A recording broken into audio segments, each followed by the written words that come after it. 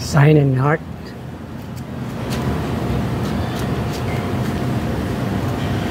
Malapat pa ang pader, marami pa dapat isabit. Ano ba ang logo nyo? Business name. Pwede kong gawin instantly gamit ang flexible colored wire tulad nito, BGC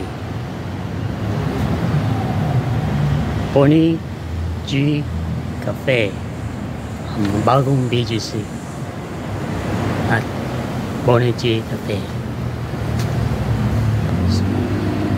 Beautiful Philippines, I love you.